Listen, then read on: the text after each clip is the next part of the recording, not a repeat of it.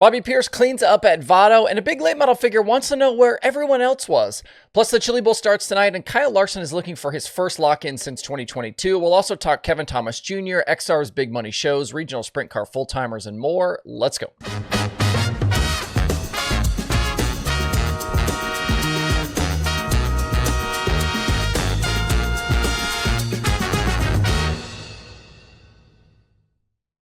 It's Monday, January 13th. I'm Justin Fiedler. This is DIRTRACKR Daily presented by Kubota Genuine Parts. When you go with Kubota, know that they have thought of every detail, including where you sit. Experience a new level of comfort with Kubota's thoughtfully designed cabs. Designed for operator convenience, their spacious interiors include climate control, and they help you tackle big jobs without the fatigue. Featuring adjustable seating, easy-to-reach controls, and excellent visibility, you can elevate your work experience with Kubota. To check out the full line of Kubota equipment for residential, construction, commercial, or agricultural use, visit one of the more than 1,000 dealers nationwide or go to KubotaUSA.com. No shock yesterday at the Wild West Shootout. Bobby Pierce closed it out to earn the week-long championship and his fourth win in 5 races. Started outside front road, led all 50 laps. He topped Chase Youngins by more than 3 seconds at the end. Garrett Alberson joined Younghans and Pierce on the night's podium. Hat tip as well to another fellow Oregonian as Colin Weinbarger went 19th to 5th on the night. He had a couple of good runs through this week, looked really strong against a really good field of dirt late models. Pierce's wins and the championship were worth nearly $80,000, and that included 2 $25,000 scores. He'll now head to Speed Weeks, and we'll see if he can add to that win total. Interesting to note, Pierce doesn't have any of the Lucas races on his website schedule, just the 2 Volusia weeks for the World of Outlaws. So I guess we'll see if he shows up for any of those other events. Further down the order, it was a bit wild to watch Brandon Sheppard get lapped last night. The B5 started and finished 13th, but ended up as the first car 1 lap down at the finish, clearly not on the same level as the 32. And not the end of the week they were looking for.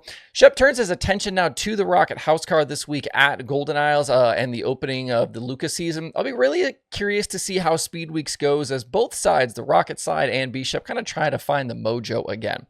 The B5 team goes on the shelf now until late in March when they will come back out for the Nippy 50 at Maquoketa.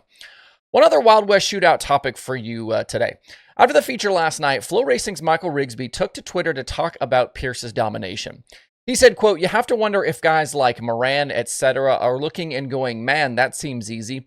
Lots of guys don't want to make the trip west, but 32 has turned it into his personal bank account every year. And you have to think some of those other national dudes want the challenge," unquote. Rigsby did get a reply from Nick Hoffman, who made it a point to say that they know the 32 is fast, but that they need a break with nearly year-round racing. This effective lack of a dirt late model offseason, it's going to continue to be a topic, and it didn't help this year that Lucas starts earlier than normal.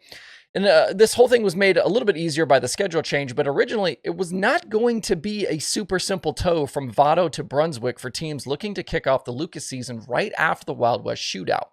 Rigsby clearly trying to entice some other names, some other big names to Vado for the future, but I think it's going to remain a hit or miss event for some of these other national guys.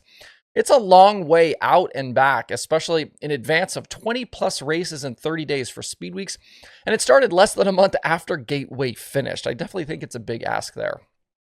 Moving on, today begins racing action at the Chili Bowl. The next 5 nights will feature split field prelim action with a different group going each day.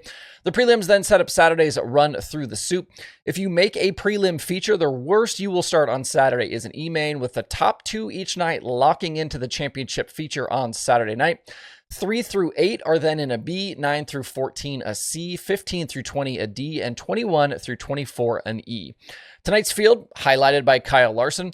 Other contenders to watch tonight include Cannon McIntosh, Tanner Carrick, Shane Golubic, Nick Hoffman, Brent Cruz, Briggs Danner, and Nick Hoffman. Did I say Nick Hoffman already? Maybe I did. Anyway, Tanner Holmes also goes tonight, as do names like Justin Peck, Bill Baylog, and Cap Henry. All laps will hit the track around 4 p.m. Central Time, with heat races to follow at 5.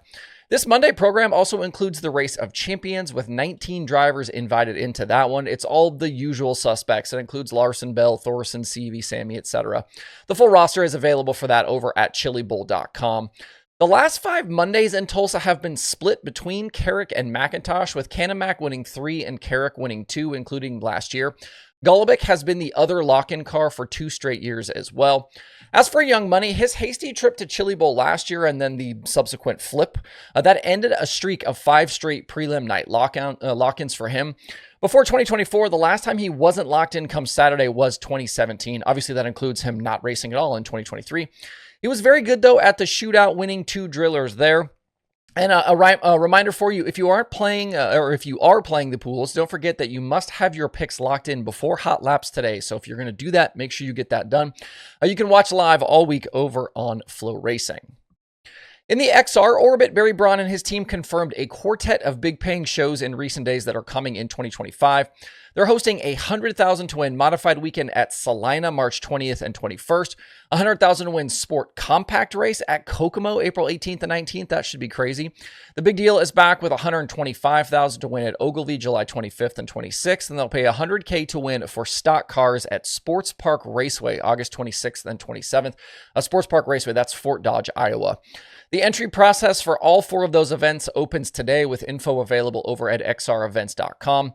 As for what else is happening with XR this season, we really don't yet know. They did take over Hibbing Raceway in Minnesota, but there has been nothing announced for Pennsboro Speedway or the XR Super Series. We'll mark both of those as just kind of TBD for now.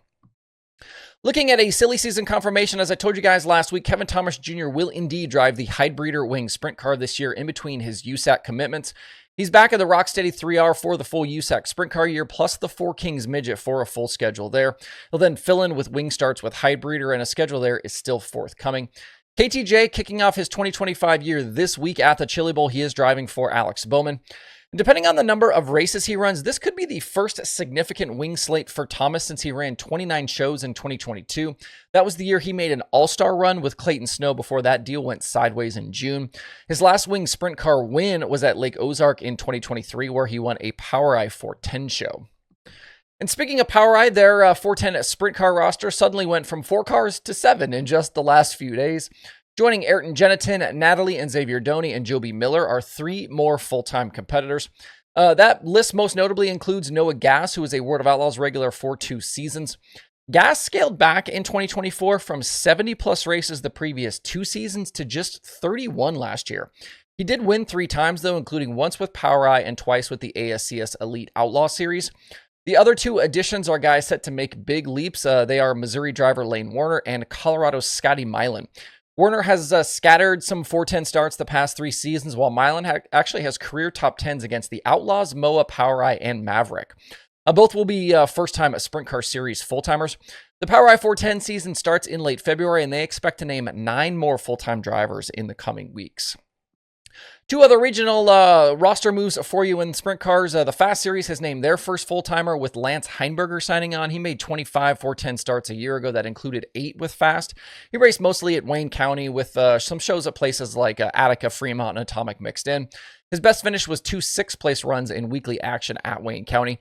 Also, I've been told that Ohio driver Justin Clark is expected to join the All-Star roster. He was a weekly winner at Atomic in 2024 and had top 10s against Fast and made the high-limit features at the Dean Niddle and at Butler in the Mace Thomas.